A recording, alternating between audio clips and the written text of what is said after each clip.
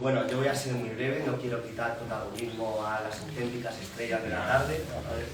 Y lo único que quería hacer dos apreciaciones simplemente. La primera, que bueno, que espero que este sea el comienzo de unos miércoles llenos de este calor a la hora de este gran marco que se nos ha creado, que se nos ha regalado para todo el barrio y para toda la ciudad de Albacete. Que nada, que este sea el primero de muchos encuentros, de muchas charlas, de muchas presentaciones y de muchos momentos para compartir. Y bueno, antes de dejaros con mi amigo Alejandro y mi nuevo invitado, solo quiero recordarles una cosa, y es que por favor, tengan mucho cuidado, que no se derrame mucha sangre esta tarde. Y lo más importante de todo, que les digan lo que les digan esta tarde aquí en estos minutos, que recuerden que no siempre el asesino es el bibliotecario.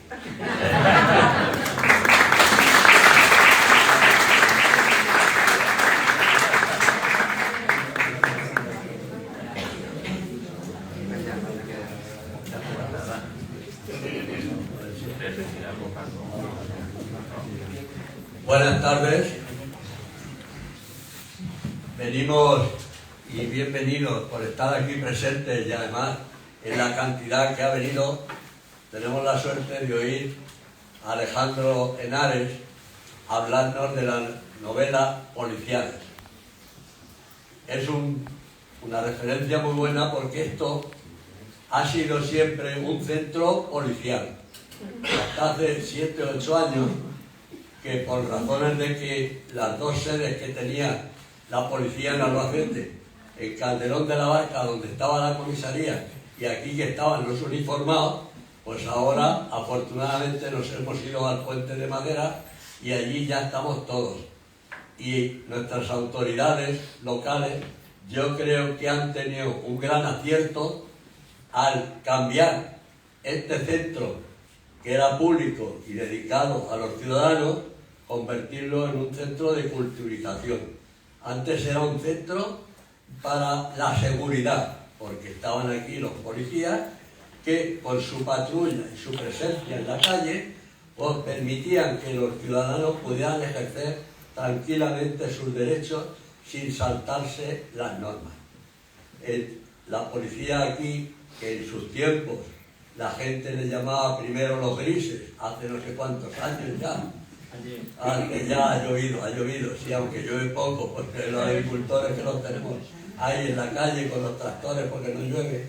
Y después de eso vinieron también los maderos, porque también tenían el color marrón donde estaba. Pero en definitiva lo que estaba aquí era la policía armada, que luego también hubo que añadirle lo de nacional para distinguirla de la policía local o la policía municipal, con eso.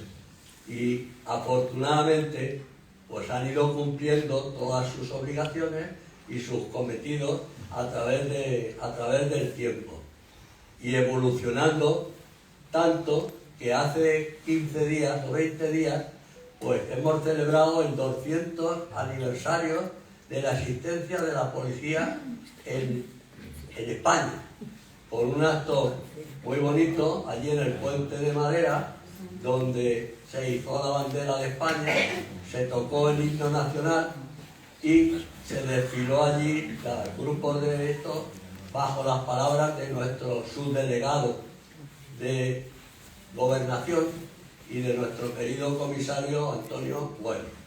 Un acto simbólico y muy bonito que vino pues a colmar pues, todos los ámbitos de esa policía. Esa policía que ya he dicho que patrullaba nuestras calles defendiendo nuestra seguridad, que era la palabra que había tal. Y que afortunadamente en nuestra ciudad de Albacete se dan los dos polos positivos. Por un sitio está bien considerada la policía haciendo su trabajo para que puedan patrullar y moverse por las calles, y al mismo tiempo los ciudadanos de Albacete pues luego con las estadísticas policiales que se llevan en la comisaría, tienen un comportamiento fenomenal. De ahí que sea una de las ciudades más seguras de España, en la que más segura y con menos delitos cuando se hacen las estadísticas donde se tiene que ver ese fundamento. Esta policía, que aparte de patrullar, pues está presente en los grandes eventos que ocurren donde acuden las manifestaciones de gente, pues con la llegada de los Reyes Magos, pues tenemos que potenciar allí para evitar tal. Cuando se hacen las procesiones de Semana Santa, también en la apertura de nuestra feria y con las carrozas, y luego pues el patrullaje por allí por el paseo de la feria. Y al mismo tiempo en todos aquellos eventos donde se conglomera bastante gente. Por ejemplo, en los partidos de fútbol, pues allí está siempre una dotación de la policía pues para evitar que la gente se enfade y arroje objetos que no debe que hacer. O en nuestra feria, pues en la feria taurina, pues manteniendo el control para evitar pues cualquier alteración. Tengo que felicitar a nuestras autoridades locales porque han transformado este centro, que ya era al servicio de los ciudadanos de Albacete, pero que era, como he dicho, un centro para acoger a la policía, para dar seguridad, a un centro de culturización, o sea, para que puedan venir y documentarse y caminar hacia adelante con una formación. Y al mismo tiempo es importante, yo creo que es lo más importante, porque aquí, al estar en estos centros, pues se desarrolla el sentido social de las personas, que es lo más importante que tienen. Y entonces, aquí, empezando por los niños, cuando vienen y empiezan a leer, empiezan a tener las relaciones con otros amiguetes, a hacer tal y hacer sus amistades. Ahora ya se está viendo también en las puertas de aquí de María Marín, porque como la otra de Simón Abril no se ha abierto hasta ahora, pues se ven ya grupos de jóvenes que son estudiantes universitarios, que vienen lógicamente a potenciar su cultura a través de los escritos y a través de la inteligencia artificial o las tecnologías que se le está poniendo y se metan.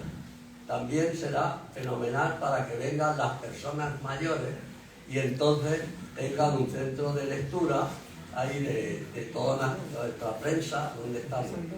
Y lo que sería fenomenal, o por lo menos se me ocurre a mí, es que ahora estamos quejándonos, como se ha conseguido la prolongación de la esperanza de vida, hablamos ya de la soledad no deseada.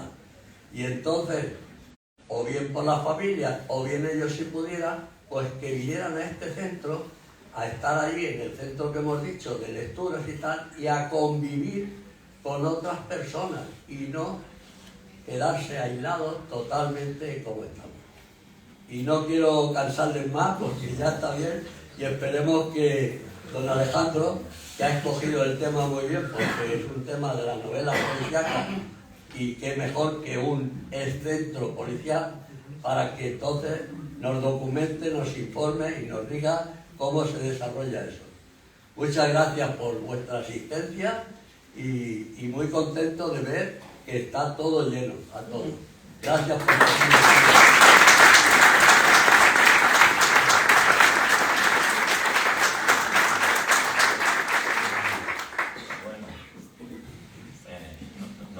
no lloro porque se me corre el rímel. Una cosa, yo sé que están los embalses muy mal, pero un vaso de agua arruinaría los embalses.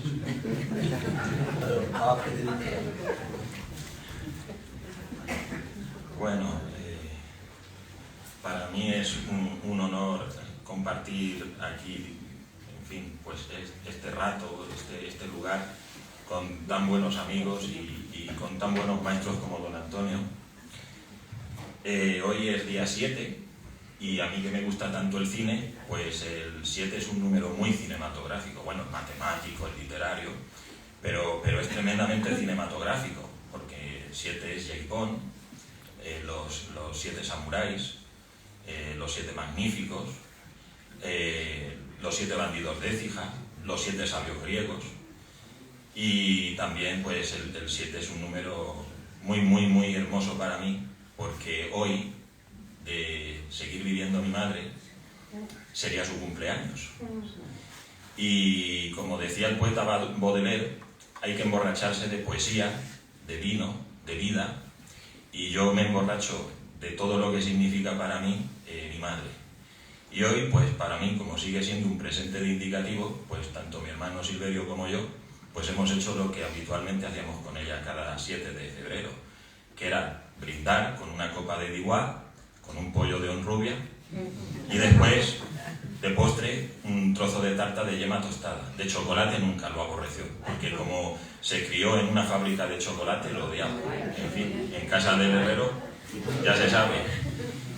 Y bueno, creo que cuando uno habla de una madre, pues habla de todas las demás. Y quisiera decir algo de la mía, que creo que sirve para todas.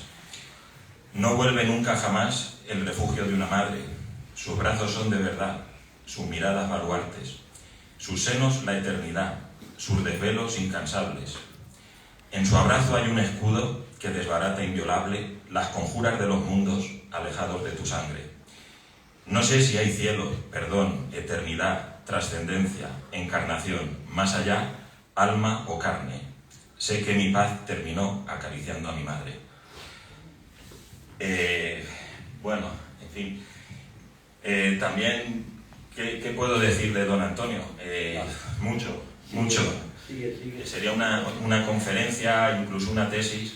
La vida da muchas vueltas. Nos conocemos desde hace 40 años.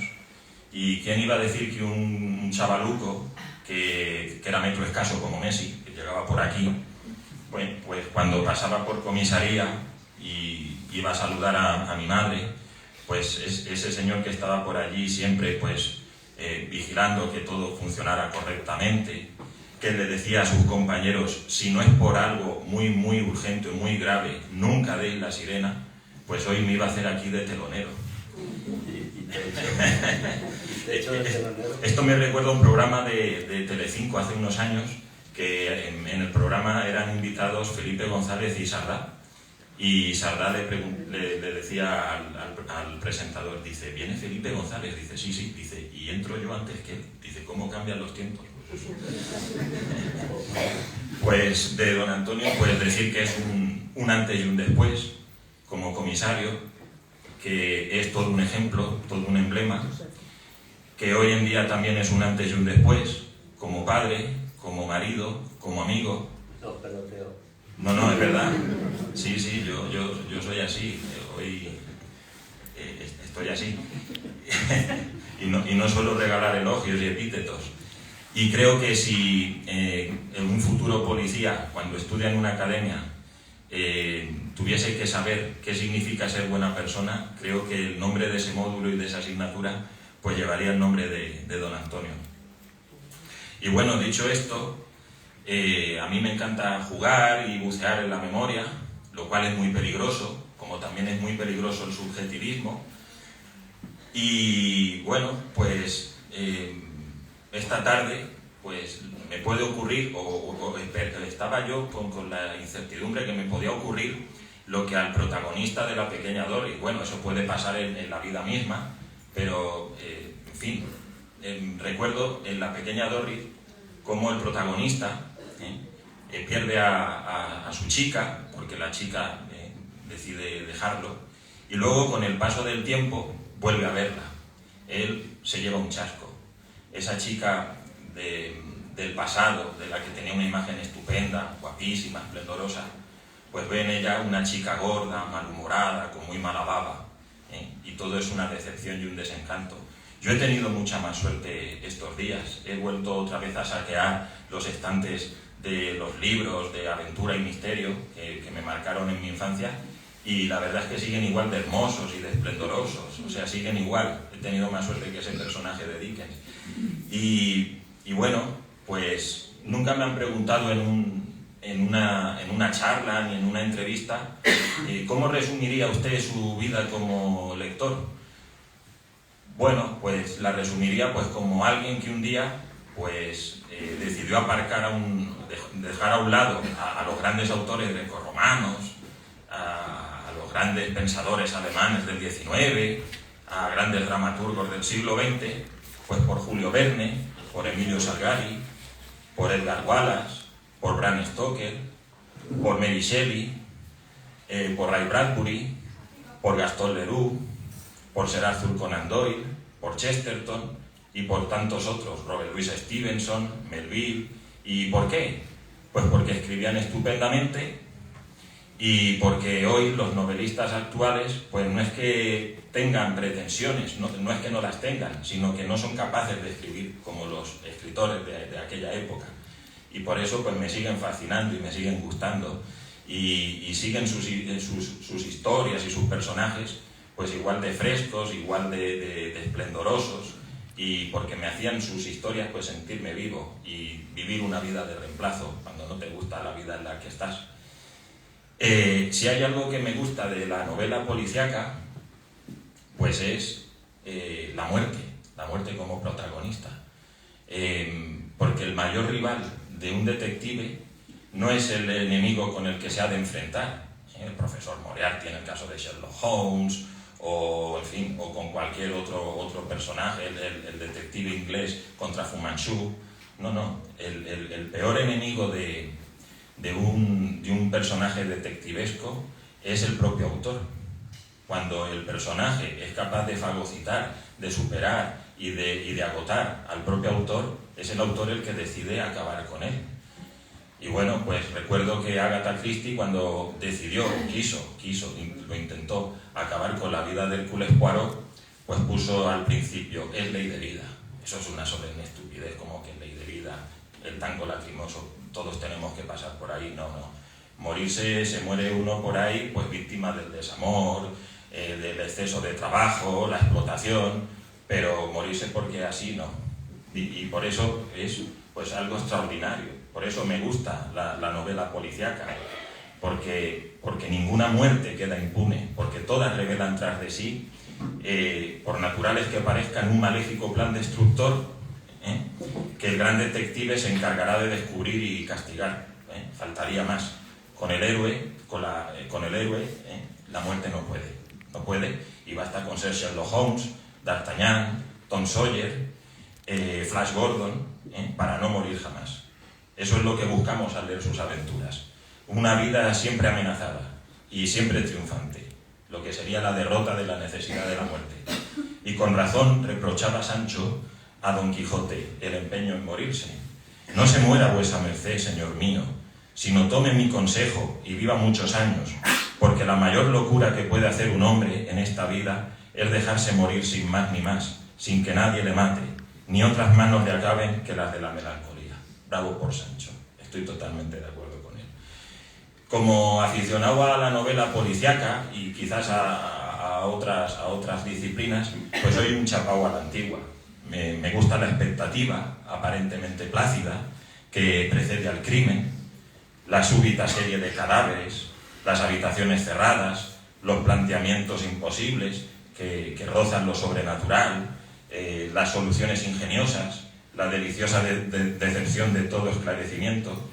En cambio, soy menos aficionado a la novela negra, por lo menos desde un punto de vista literario. A mí cuando me gusta la novela negra es cuando se hace física, cuando se hace película. A mí una rubia alcohólica me gusta más en la pantalla que en el papel, sobre todo cuando la rubia alcohólica pues es Lana Turner, o Gloria Graham, o Joan Crawford. Cuando los gángsters adiposos, violentos, corruptos, pues son Edward J. Robinson, Dan Dauria, Edward Arnold, y sobre todo cuando los escritores ya no son Dashiell Hammett o Raymond Chandler, sino que ya son Jean-Pierre Melville o Papa Huston, John Huston. Y, como no, el detective que más me gusta siempre es Bogart, y también Robert Mitchum. Así que en ese aspecto es por lo que también prefiero en ese aspecto la novela negra a nivel cinematográfico que a nivel literario. Y bueno, pues es muy difícil de ubicar el género policíaco en ocasiones. Bueno, no solo el género policíaco, hay géneros que son muy fáciles de situar, si echamos mano de un manual de lengua y literatura, Pero hay otros que son más difíciles, el western, la ciencia ficción y la literatura. ¿Por qué? Porque siempre saldrá un erudito por ahí que se irá a la más tierna infancia, aunque creo que la literatura policíaca pues tiene nombre y apellidos. Inglaterra 1887, Estados Unidos 1840 y Francia pues 1863. Pero como digo, siempre saldrá un erudito. Y hay un autor extraordinario que recomiendo que conozcáis, que es Régis Messac. De él nunca se ha editado nada en español. Este señor fue ensayista, periodista, dramaturgo, y su cuerpo desapareció un día en un campo de concentración alemán. Nunca se supo nada de él. Y realizó una tesis doctoral magnífica, allá por 1929, en la mítica editorial francesa Honoré Champion, que se llamaba, si traduzco bien, las novelas de detectives y el pensamiento científico. Y él siempre decía que Edipo Rey era el debut glorioso de la novela policíaca, donde el asesino no es otro que el propio detective. Pero añade, los espectadores de Sófocles sabían desde la infancia quién era el homicida del ayo. En consecuencia, falta misterio. Asimismo, el género no ha nacido de la media página de Sadic de Voltaire, donde se hallan en efecto algunas deducciones que no harían enrojecer a Sherlock Holmes. Bueno, es verdad, e incluso establecía más embriones, mucho más ancestrales. Por ejemplo, en la fábula de Sopo, la zorra que teme, que no quiere adentrarse en la madriguera del león porque ha visto las huellas de unos animales que conducen, unas huellas de ida, pero no en cambio unas huellas de vuelta, por lo cual allí pues no era un buen lugar para adentrarse porque era un punto sin retorno. Hablando de huellas también, podríamos destacar por un lado a Alfonso VI, rey de León, y por otro también al Carlomagno, de la historia del falso Turpín, que yerran a sus caballos al revés para despistar a sus adversarios. Y bueno, pues además de eso, pues podríamos citar pues a Daniel en el Antiguo Testamento, ¿no? Cómo puso ceniza allí para demostrar que no eran por ahí los dioses los que delinquían, los que llevaban allí, en fin, robaban los alimentos. Pero bueno, la conclusión a la que llegaba este gran autor es que lo único que ha hecho la literatura es mostrar, pues, a través de ejemplos extraordinarios, pues muchos métodos de detección, de inducción, y que son elementos tan primitivos como la propia existencia del ser humano, ¿no? Y que, bueno, pues Don Quijote, Hamlet, Enrique VI, Sadic y otros personajes, Arquímedes también, que utiliza el método deductivo cuando es contratado por el rey de Siracusa. Bueno, pues todos ellos lo que hacen, como digo, pues es mostrar pues su pericia, su raciocinio, a veces consciente, otras veces inconsciente, pero esa capacidad deductiva, esa capacidad analítica, no los convierte en personajes de novela policíaca, incluso teniendo en cuenta que algunas veces pues sus razonamientos los unan con determinados tipos de crímenes o de delitos. Bien, pues en España, que es un tema bastante difícil porque yo creo que no existe literatura policíaca española, pero luego lo podemos tratar, pues es en dos filones, es en la segunda mitad del siglo XIX, en 1850, 1860, cuando se empieza a ahondar o a tener en cuenta el género policial, desde unos puntos muy, muy básicos. En primer lugar, siempre se atendía al crimen como filón en los relatos por entregas, en encuadrables, en folletines, desde un punto de vista verídico. La mayoría de los casos que se relataban eran verídicos, y por otro lado lo que se hacía pues era acudir al filón de la vida idealizada de bandoleros famosos. El crimen de la calle de Montcada, de Barcelona, de 1866, y el crimen de la calle de Fuencarral, de 1888, de Madrid, son dos estupendos ejemplos de la primera, y en cambio pues de la segunda, pues la vida idealizada de José María el Tempranillo, del guapo Francisco Esteban, de los 7 bandidos de Écija, que se encargó estupendamente entre 1860 y 1870 Manuel Fernández y González, que hoy pues prácticamente pues es un desconocido. Tampoco voy a ir yo de estupendo, porque cuando yo era alumno de bachillerato tampoco venía descrito, tipificado en los manuales de lengua.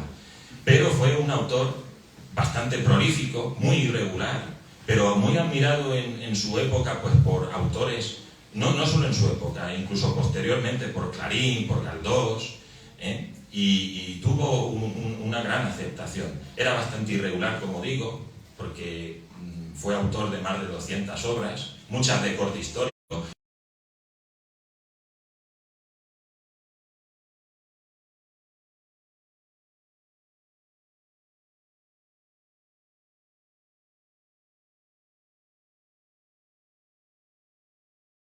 Luego, pues posteriormente, pues donde él tuvo ese golpe de audacia, esa suerte, pues fue en los 7 bandidos de Écija, que llegó a casi 500 historias. Era algo ya, francamente, que iba minando pues su trayectoria y que poco a poco se fue diluyendo.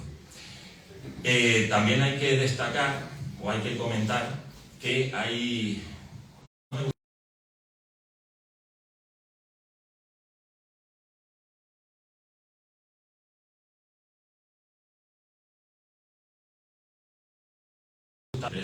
por el primer presidente de la República, Niceto Alcalá Zamora, también un estupendo jurista, que es José Vicente y Caravantes.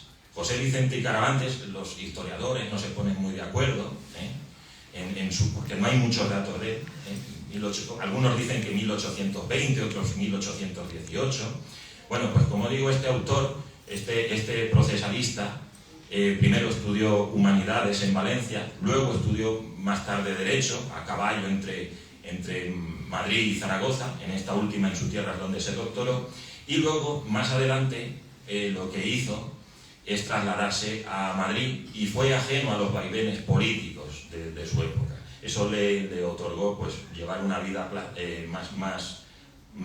mucho más centrada, ¿no? para ampliar su erudición en algunos géneros. Y una de sus obras es Los Anales Dramáticos del Crimen. Y lo que hace con una gran pericia novelesca es narrar todos los grandes crímenes de la historia de España desde la antigüedad hasta el momento en el que él vivía. Y luego iban extraordinariamente ilustrados, con unas plumas estupendas que lo hacían francamente atractivo. Este señor, yo no soy jurista, juristas hay aquí y de prestigio, yo soy un señor pues, que un día palmará y en fin, un poco más. Pues hay que decir que él se encargó de la 4ª edición del celebérrimo Diccionario de Jurisprudencia, a la limón con otro jurista de la época, Juan María Vieck, que es el Diccionario de Jurisprudencia de Joaquín Escriche Martí, también un gran jurista, que no comulgaba con el reinado de Carlos III, estuvo en Francia, políglota. Él fue el que se encargó en primer lugar, por primera vez, en traducir a Horacio decentemente. Es una de las mejores obras traducidas de Horacio, que vienen con el sello de Escriche. Y pasando ahora de esa época, otro gran escritor, bueno, primero fue policía. Vamos a verlo aquí, a ver esto, si me arreglo. Vamos a ver si está. Aquí está. Vaya, cosas del directo. Esto se puede aumentar. Sí, error. Bueno, no sé si ahí le vamos dando para que lo vea todo el mundo. No hay más. Bueno, se ve bien, ¿no? Más o menos. Tampoco es esto el centro oftalmológico de... Sí. Bueno, pues este señor es Daniel Freixá y Martín, que fue primero inspector de policía y agencia de detectives. La fundó en 1889, el nombre era La Vigilancia y la Seguridad Mercantil, que a priori, aparentemente, era una agencia que ofrecía únicamente pues, información mercantil, comercial, pero era algo más. Era un hombre con muchísimo poder. La prensa del último cuarto del siglo lo recuerda pues con pistola en mano, desarticulando células anarquistas, tenía casi un talento sobrenatural para desarticularlas, y no escatimaban en compañeros, los periodistas de la época, cuando veían, cuando degustaban sus obras, pues veían que no era el personaje exactamente literario el que estaba ahí. Cerca de su casa pues hay un cadáver. Entonces se pregunta pues cómo podría un policía, un detective de verdad, de esos que él pues conocía de sus lecturas, pues cómo podría abarcar, cómo podría llevar a extensa que la celebrada y renovadora novela criminal norteamericana. Por eso yo me gustaría ahí dejarlo. Eso sí, con un desaforismo, con un naturalismo desaforado, pero es algo francamente interesante. También 2 años después, don Vicente Blasco Ibáñez trataba en la misma senda literaria el asunto con la Horda. Lo que pasa es que se dice y se comenta que la Horda es un plagio. Pero bueno, eso, como diría Kipling, es otra historia y no me voy a adentrar ahí. Si hay algo que destacar también es el cuento, la novela corta, y en ese aspecto, a ver si volvemos otra vez. ¿Aquí? Sí, hacia adelante. Aquí no. ¿Dónde? Ok, cancelar. Disculpad, yo que con estos artilugios no. Vamos a ver. Aquí. Vaya, ya era porque se ha ido. Bueno, pues destacar también esta obra, se ve bien, que es el cuento semanal. En fin, había un amplio ramillete de lugares donde albergar este tipo de género, pues el cuento semanal, la novela mundial, la novela de una hora, todo eran novelas, casi todo, el libro popular, el cuento semanal, la novela de una hora, la novela mundial, como digo, etcétera, etcétera. Y en una de ellas tuvo cabida El misterio del Cursal. Tuvo 2 nombres, el de 1916, El misterio del Cursal, El crimen del Cursal también. Su autor, José Francés, fue el primer traductor de Sir Arthur Conan Doyle, en la revista de Vicente Blasco Ibáñez. Y El misterio del Cursal, de José Francés, pues es también una parodia policíaca. Es el caso de una chica, de una cupletista, es Misada Howell, que aparece, como se ve aquí. Había incluso una portada más truculenta, peor aún que esta, pero el franquismo luego se encargó de erradicarla.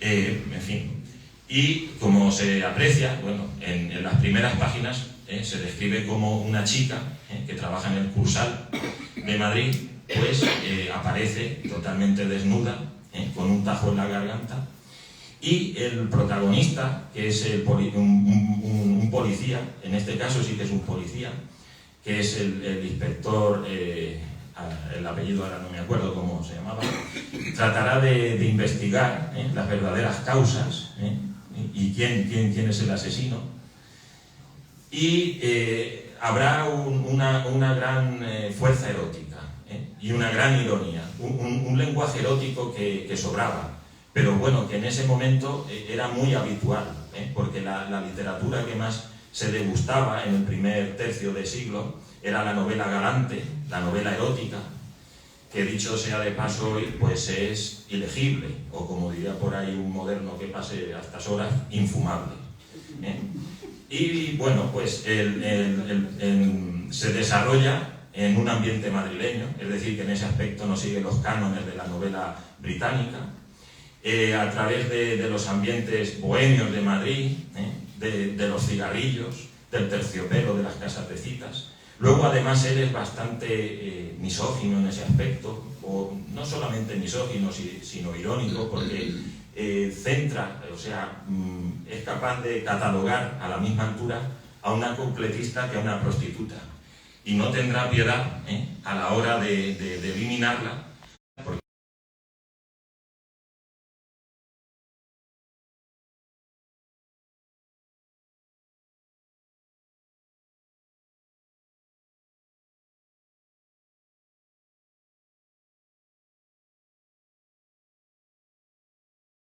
Una novela que no está a la altura, es ramplona y que no responde a los cánones literarios del género. Luego también habría que destacar, abajo otra vez, no, sí, de la ciudad lineal. Lo que hace es Joaquín Belda, que era un cachondo mental, si se me permite la expresión, pues es introducirse y ser como un Dr. Watson. Y ahí hay unas transfiguraciones, juega el escritor con la realidad, con la ficción, es algo simplemente extraordinario. Y esa es la gama que había, ¿no? El humor desde distintos colores, desde distintas fracciones, ¿no? Hoy hay autores que son desconocidos, hombre, todavía suenan, por ejemplo, pues Wenceslao Fernández Flores, que satirizaba el género, Emilio Carrere, Prudencio Iglesias Hermida, por supuesto Enrique Javier Poncela, también Díaz de Tejada, y todos ellos, con una gama cromática dentro del humor, pues iban albergando este género, pero sin tomarlo en serio.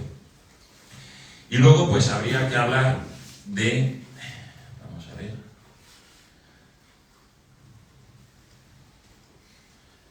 Vale, pues por aquí. De la Biblioteca de Oro. Yo la verdad es que, como decía ayer en el radio, hay un bestseller por ahí, que yo tuve que estudiarlo cuando hice educación infantil, que es Mi niño no me come. Y yo, al revés que ese niño que no come, yo soy un buen niño, porque como de todo. Yo creo que el lector, que única y exclusivamente, hombre, pues un jurista, un médico, quien sea, siempre tiene que tener encima libros que son de su género, de su profesión, ¿no? Pero tiene que también existir vida más allá de todo eso. Entonces, yo creo que el que únicamente lee obras de un solo género es vegetariano, o vegano, como se dice ahora. Y creo que se pierden muchas cosas. La escuela de sociología, la escuela positivista, que es la de la escala de Scarpit, siempre ha tenido en cuenta a esas obras que sin tener mucha calidad venden mucho. Y yo estoy en ese mundo, en esa escala. Por ejemplo, el profesor Amorós, hace ya muchos años, en 1968, si no me es infiel la memoria, dedicó un estudio a Corín Tellado. ¿Cómo no iba a dedicarle un estudio a Corín Tellado? Una señora que vendía, porque hacía dos tipos de obra a lo largo del mes. En una semana hacía una novela sentimental y luego a la otra semana hacía una fotonovela. Y por cada soporte literario llegaba a vender 100.000 ejemplares. Y en esa época estaba por ahí don Luis Martín Santos y Tiempo de Silencio y solo vendió 5.000. Evidentemente, pues Galdós, Luis Martín Santos, incluso la señora Corín Tellado, pues evidentemente radiografían una sociedad en una época, pero evidentemente no.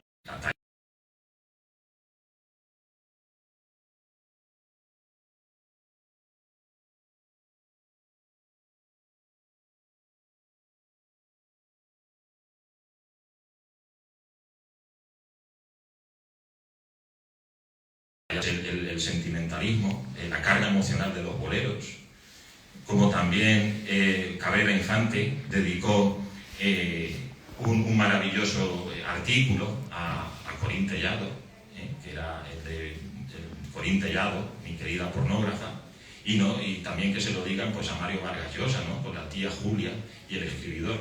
Por tanto, hay que hacer caso a eso. Yo nunca he pertenecido al club de los intransigentes.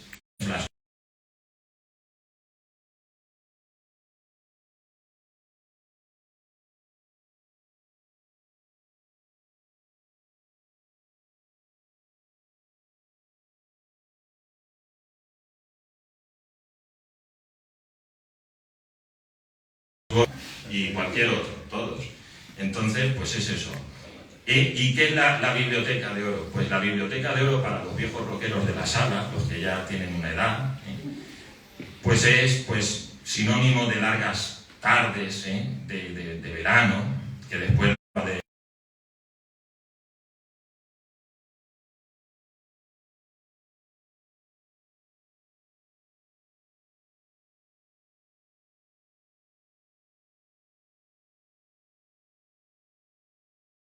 políticos, pues un flexo, con una lámpara, pues abrían allí todo un universo, con estos señores, ¿no? Por ejemplo,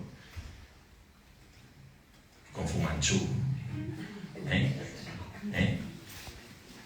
y eran historias maravillosas. Bueno, pero vida muy directa, pues no podemos atenderlo, no podemos atender a las baratas norteamericanas, y por otro lado las Penny Dreadfuls, que eran las inglesas, y eran obras de papel barato, historias muy fáciles de entender, de metabolizar, y acababan seduciendo, conquistando al público. Y eso también llegó pues a España, ¿no? Eran novelas fáciles, eran obras estupendas, que hacían a la gente pues vibrar y demás. Fu Manchu, madre mía, Fu Manchu, aquellos seriales en la Plaza de los Toros en los años 40, ¿no? Para la gente más pobre, ¿no? Mi madre las veía allí, le tenía un miedo a Fu Manchu, porque dice que era atarlo, ataban a uno, y para sacarle la verdad le iba dando en los pies y lo mataba de risa y tal, le tenía un pánico. Y luego tiene unos grandes rasgos con Bin Laden, tiene mucho en común con Bin Laden, porque este señor ha estudiado distintas disciplinas en Oxford, Bin Laden también, y luego pues va extendiendo las redes capilares del mal por todo Occidente y esas cosas, ¿no? Por tanto, el giallo fue creado por Alberto Mondadori en los años 30 y fue todo un golpe de audacia, porque la gente que no sabía leer y escribir y acababa de aprender a hacerlo, descubrió un mundo, y a partir de ahí se despertó un interés por la literatura, se pasó de menos a más. ¿A OK o a cancelar? Cancelar. Vamos a ver. Vale. Aquí tenemos a otro, a Charlie Chan. Para pasarlos en esta flecha. Sí. Vale. Vamos a ver, más zoom.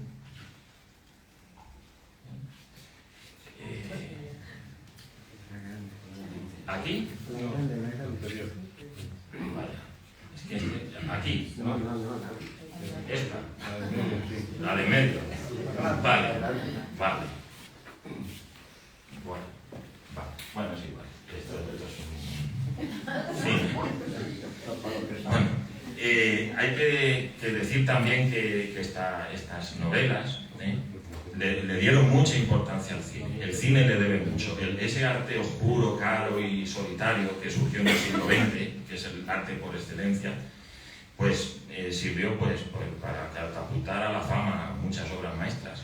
Y lo que quería decir es que muchas veces la editorial Molino, en un golpe de audacia, puso siempre una imagen, porque en España no había muy buenos traductores. No había buenos traductores. Hombre, había algunos, Cipriano Rivas Cherif, que fue cuñado de don Manuel Azaña, el debemos el mejor Jonathan Swift, Robert Louis Stevenson, etc. También Miguel de Unamuno, bueno, también era políglota don José Ortega, pero no se dedicó a esos menesteres. Y entonces se utilizaban la foto, la imagen icónica de un personaje de Hollywood, para que la gente de a pie supiera que las otras revistas con el mismo título y que no llevaban nada, no tenían nada que ver en contenido. Por tanto, en fin, de hecho, como digo, le debe mucho el cine a estas obras. Por ejemplo, Orson Welles era un manirroto. Bueno, más que manirroto, tenía un cráter en la mano, lo dilapidaba todo. Y un día, pues, que estaba a dos velas, estaba paseando por cerca de los estudios Columbia, y eso que pasa por un kiosco, y ve allí la dama de Shanghái. Y en ese momento se topa con el magnate de Columbia, y le dice: hombre, Orson, ¿qué tal? ¿Cómo estás? Ah, pues muy bien. Dice: ¿tienes alguna cosa? Dice, el tío era así, enorme. Dice: sí. ¿Y cómo se llama? La dama de Shanghái. ¿Y me puedes contar de qué va? Yo soy muy supersticioso y a mí, hasta que las cosas no están apalabradas y tal, yo no te puedo contar nada. Dice: pues suena bien. Dice: pues pásate la semana que viene. Dice: y lo hablamos. Bueno, pues una novela anónima de Norman Sherwood, sin valor, pues se convirtió en una obra maestra del cine. Lo que nunca le perdonaré a Orson Welles es que a Hilda pues le cortara el pelo y le metiera rubio de bote. O sea, eso es imperdonable. Eso es para haberlo procesado. Bien. Y, como digo, las revistas fueron simplemente obras de arte. En ellas, pues quizás lo más destacable, pese a que eran obras baratas, son los grandes autores Rafael de Penagos, Rivas, Bartolozzi, Joan Soligó, Marcario Gómez Marcartel, el mejor cartelista que ha tenido este país. Soligó llegó a trabajar en la Fox, pero en la Fox, no en la franquicia en Madrid, no, en Hollywood, en la época dorada de Tyrone Power, de Vincent Price, de Jim Tierney, de los jóvenes Gregory Peck, Henry Fonda, etcétera, etcétera. Y como digo, pues fue una etapa muy, muy bonita, muy gloriosa. Bueno, pasan los años, la guerra civil, y después de la guerra civil, pues hablamos de novelas rurales. El mundo policíaco, el crimen, se traslada a pequeños cosmos, a pequeños lugares, a pequeños contextos. Los eruditos o incluso los aficionados más exigentes pues pensaban que no se podía llevar a cabo un crimen, ¿no? que eran las grandes urbes las que constituían pues una sociedad criminal, sistemática, bien jerarquizada, pero eso no es así, porque si echamos mano de los grandes autores de novela negra, han hecho estupendas historias en pequeños lugares, como por ejemplo James Cain, Tony Crowley, Jimmy Thompson, Eulard, etc. En España también, en esa época, a partir de 1964, tuvo alguien la osadía de hacer una novela en un lugar rural, que es Pablo de Antoñana, que hoy será un desconocido para mucha gente. Y la obra era el sumario que conectaba con una causa judicial. Es un juez que tras hallar el cuerpo sin vida de un pescador en una barca, pues tratará de esclarecer el caso, de dar con el culpable y de ponerlo donde merece. Ese es un primer contacto con la novela rural. Y por otro lado, también hay que destacar una deliciosa narración policíaca de 1966 de Ramiro Pinilla. Ramiro Pinilla, que fue ganador tiempo atrás del premio Nadal por Las ciegas hormigas. Y esta obra es en el tiempo de los tallos verdes. En este caso, el detective es un joven de 13 años, vasco, minusválido, muy querido en el pueblo, que tiene una enorme capacidad deductiva. Su cabeza es todo ingeniería. Y se encargará de investigar, como digo, a un vecino cuyo cuerpo ha aparecido arrojado desde un acantilado. Es una obra tremendamente cálida, porosa, abierta como la vida misma, de un suave lirismo, donde todo confluye en un pequeño pueblo costero del País Vasco. También se puede ver ahí la fusión, la comunión de diversas razas, de cuestiones ancestrales del pueblo, y es estupenda. Y en el mundo rural, pues pasamos también a otra obra, que es la de Alejandro Núñez, que fue también autor de grandes bestsellers, como la pentalogía histórico-aventurera, la de Benasur de Judea, y también de Semíramis. Este autor fue muy, muy importante en aquella época, tuvo mucho éxito, y también trató un tema en un pequeño lugar rural que era Gloria en subasta. Gloria en subasta es la historia de Quique Valderas, de un asesino que es absuelto por el crimen que ha cometido y vuelve otra vez a la escena del crimen. Y tanto amigos como enemigos tratarán de saldar cuentas con él. Hay allí una lucha encarnizada entre ellos.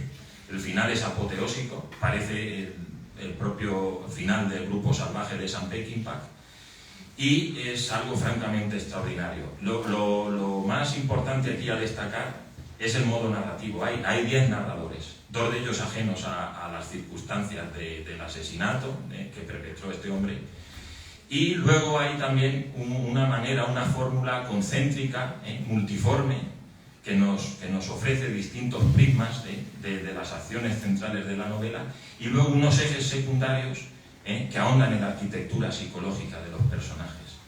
Eso no es nuevo, eso lo utilizó mucho tiempo atrás Wilkie Collins en La piedra lunar, porque Wilkie Collins e incluso James Fenimore Cooper fueron los autores del mundo gótico, aventurero, quizás de las primeras esencias de la novela policíaca, y por supuesto también Manhattan Transfer de John Dos Passos, aunque aquí pues el asunto era diametralmente opuesto. Y sobre todo el colofón, el gran momento del mundo rural es con Francisco García Pavón, para mí el mejor escritor de novela policíaca.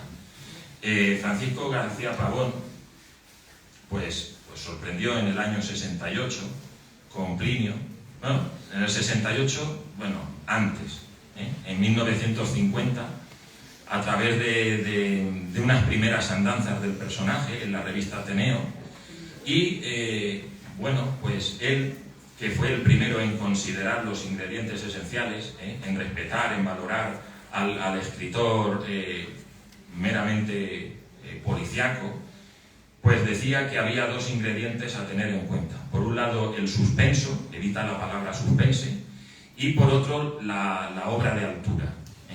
Traigo aquí apuntado algo de él, a ver si lo encuentro. A ver.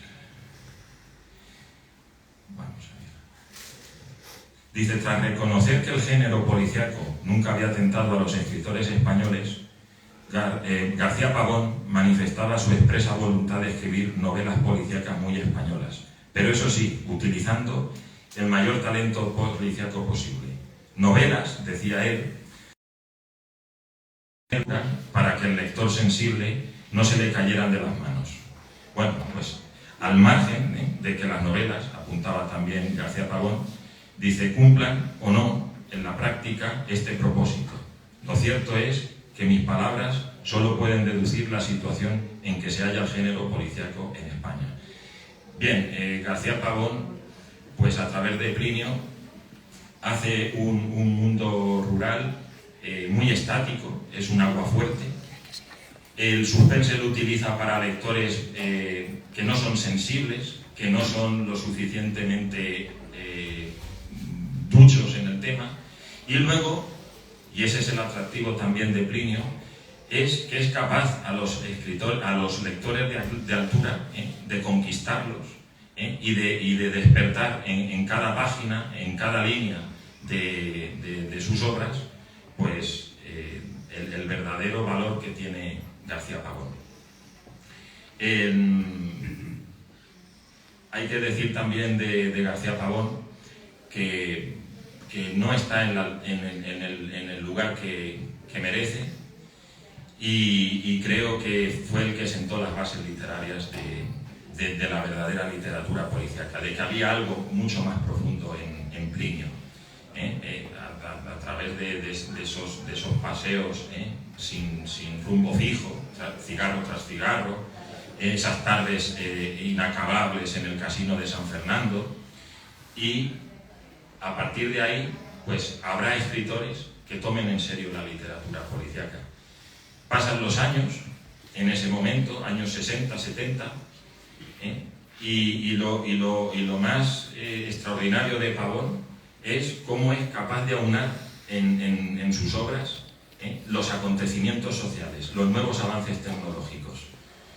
Por ejemplo, el maquinismo, la llegada de la televisión, el tractor, el buen vestir, todo eso visto desde una perspectiva muy lejana y muy fría, y sin mirar por encima al resto de las personas, porque poco a poco pues vayan penetrando, vayan adaptándose a esa sociedad. Yo muchas veces me pregunto qué sería hoy de Plinio en pleno siglo XXI, con las redes sociales, el porno duro, el ciberdelito, la criptomoneda. Yo creo que se volvería loco García Pavón, el propio Plinio, y con don Lotario pues se iría pues a Oceanía, que es el lugar más lejano que se me ocurre, y se haría pues una casa de la pradera con Michael Landon, ante un fuego reparador como en las viejas noches de Mesopotamia, y disfrutar pues, de algún plato estupendo de la dieta mediterránea.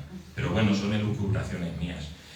Tras ganar, hay 3 obras ahí consecutivas, lo que es el reino de Bitiza, el rapto de las Sabinas y Hermanas Coloradas, Hermanas Coloradas, con la que gana el premio Nadal en el año 71, y ahí pues la televisión tiene mucha pegada, consigue que él pueda adquirir el espaldarazo artístico que necesitaba, y se produce pues una simbiosis muy especial entre autores, no solamente García Pavón, sino también otros autores, pues incluso clásicos, ¿no? ¿Quién no recuerda en los kioscos esa época de Pepe Martín y el Conde de Montecristo, o de Raskolnikov hecho por José Luis Pellicena, o qué sé yo, o un joven Paco Valladares haciendo de David Copperfield, esa época gloriosa, en la que un señor, un fontanero, un albañil, quien fuese, pues podía conocer la gran literatura sin haber pasado por una facultad de filología.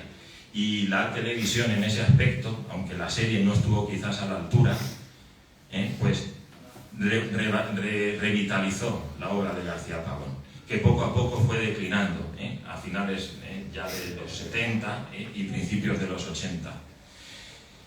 Y en ese momento, ya en los años 80, hay un fenómeno, que es el de las obras editoriales. En ese momento, pues del desprecio que había preponderado a lo largo de tantas décadas, los propios lectores valoran mucho más que muchos filólogos y que muchos escritores de alto nivel al género.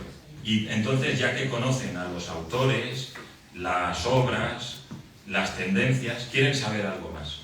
Y entonces se pasa de lo que es la mera novela o el mero relato a un estudio pormenorizado de todo eso.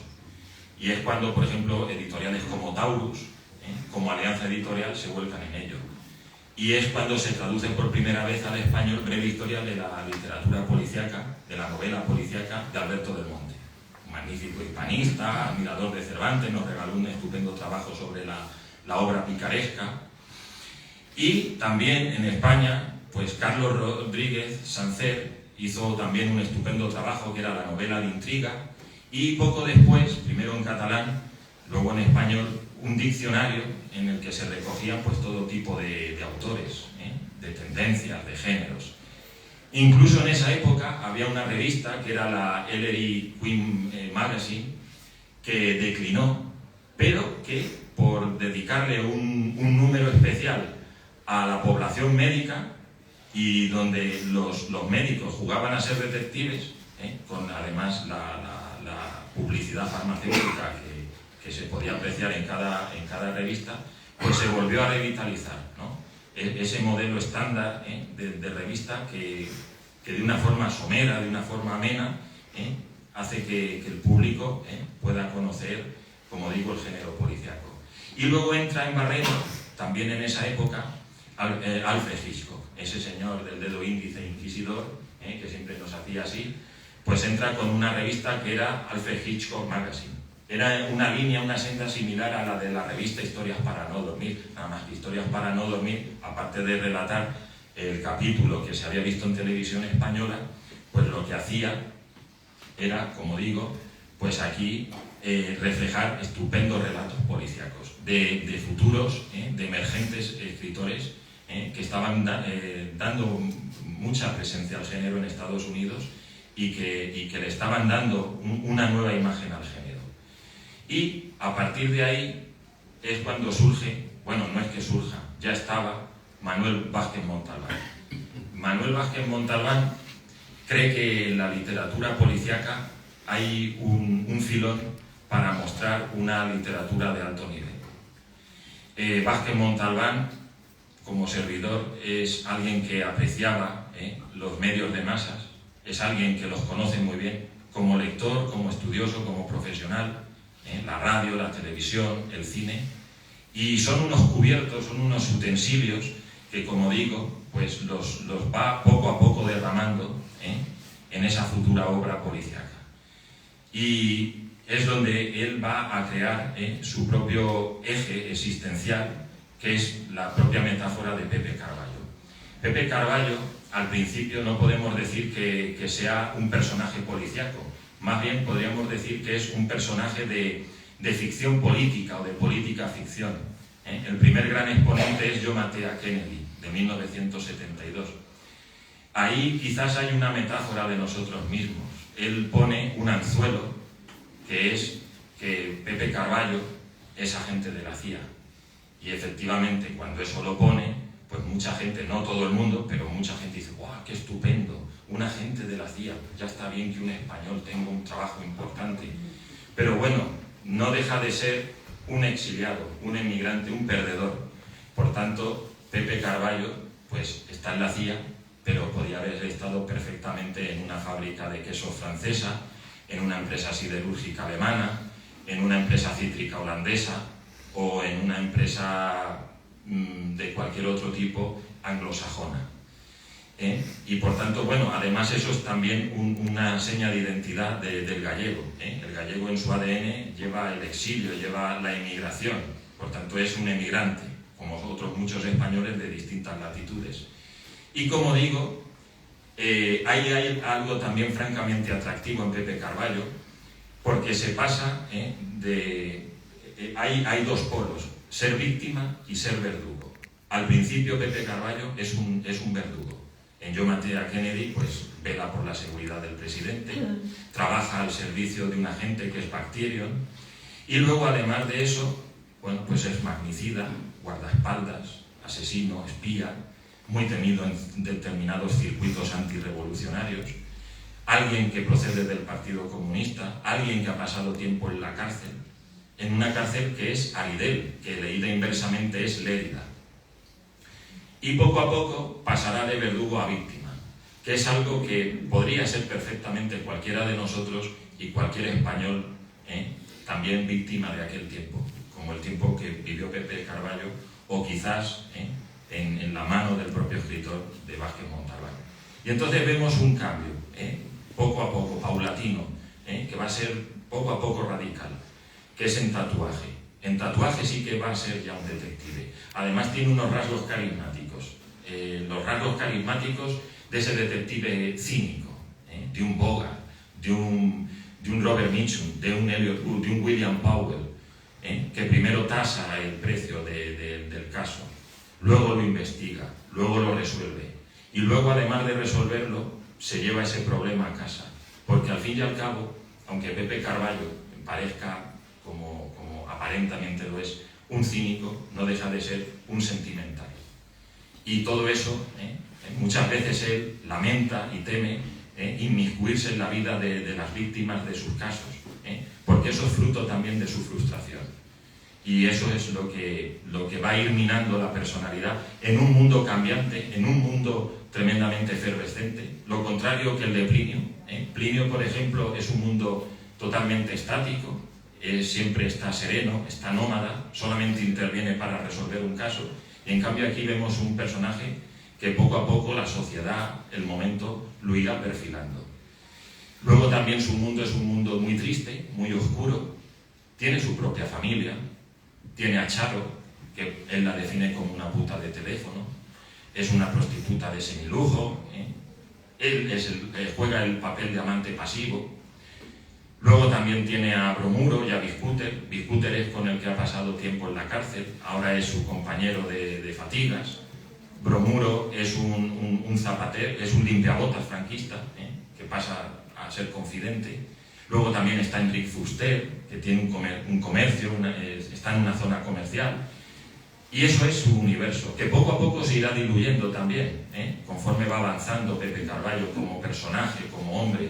Eso lo veremos en primer lugar en el delantero centro, fue asesinado al atardecer, en donde muere Vizcúter. Y luego, en el caso del laberinto griego, la prostituta, su amiga, Charo, romperá con él. Y poco a poco se va diluyendo todo ese mundo. La verdad es que se convierte todo el universo literario de Vázquez Montalbán, con el personaje de Pepe Carballo, en una resonancia magnética, en un escáner del tardofranquismo, de un periodo que no es todo oro lo que reluce, como hoy se reivindica y como hoy parece que la gente, o cierta gente, lo recuerda con nostalgia. Y hay unos aspectos muy atractivos. Por un lado, está ese halo de esperanza, ese preludio esperanzado, como es en el caso de de tatuaje, donde se tiene que trasladar a la mismísima Holanda y combate con policías de verdad. Luego hay unas señas ahí de búsqueda de identidad con los mares del sur. Y más adelante, pues algo de una búsqueda de identidad, de saber quién es, porque todavía parece que no lo sabe, con el asesinato en el Comité Central. Y finalmente también la Rosa de Alejandría. Y, en fin, poco a poco el personaje se irá diluyendo, como digo, pasando de un mundo caótico, oscuro, negro, irreal, imposible, como el propio personaje, a un mundo paródico, satírico, como es en Sabotaje Olímpico, que editó en el año 1992 el diario El País. Y poco a poco se fue transformando en un personaje cinematográfico. Hubiese sido tremendamente atractivo contar con la imagen de Harvey Keitel, pero no pudo ser. Y bueno, pues se encargaron de ellos, de Pepe Carballo, pues tanto Carlos Ballesteros, Pachi Andión, y luego también Eusebio Poncela, que tengo debilidad por él, y hizo un trabajo que creo que radiografía y que acerca mucho al propio personaje. Y bueno, pues poco a poco, como digo, pues la novela policíaca pues fue quizás adquiriendo una mayoría de edad, más seriedad, a través de distintos autores, como Pérez Reverte, que creo que es un erudito con vocación de realizar bestsellers, conoce muy bien el género, como se ha podido ver en el premio, en el problema final, pero como también se vio, por ejemplo, en El Maestro de Esgrima. El Maestro de Esgrima es cine negro. Me viene mucho más la adaptación cinematográfica que la propia novela, que él supervisó. Esa llegada de Asunta Serna, cuando trata con Homero Antoniuti, siempre Antoniuti eterno, en Pazos de Ulloa, en el sur, siempre exquisito, pues es eso que hemos visto en las novelas policíacas de Boga, con Loren Bacall, cuando llega allí Loren Bacall y trata de extender las redes capilares del mar con su físico, con su atractivo, como hace exactamente lo mismo Bárbara Stanwyck en Perdición con Fred McMurray, y así otros muchos ejemplos. Sé que es imposible hablar de todo esto en tan poco tiempo, y conclusiones, yo no quisiera llegar a conclusiones, me ruboriza mucho cuando tengo delante esta tarde a las dos mejores profesores de lengua española que he tenido en mi vida académica. Más que conclusión, pues no he venido ni a pontificar ni a sentar cátedra. ¿Podríamos hablar de novela policíaca española? Yo diría que no, porque si hablar de novela policíaca española es hablar del conjunto de obras literarias compuestas no llegan a conferir, sino además por la propia coherencia de su nacionalidad, pues yo diría que no, porque no, cuando se trata la novela policíaca en España, o es policíaca o es española, pero las dos cosas a la vez no. Y no hay unos personajes, unas circunstancias que le hagan ser tremendamente diferente y tremendamente particular, como la novela policíaca francesa, como la novela policíaca norteamericana o como la novela policíaca estadounidense. Para mí ha sido un inconmensurable honor este rato, así que soy todo vuestro. Muchas gracias.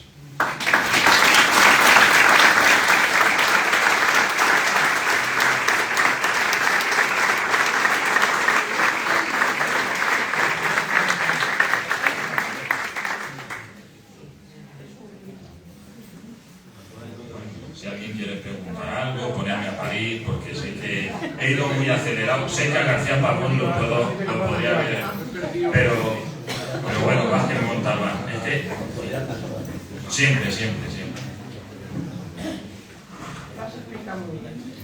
¿Alguien quiere preguntar algo?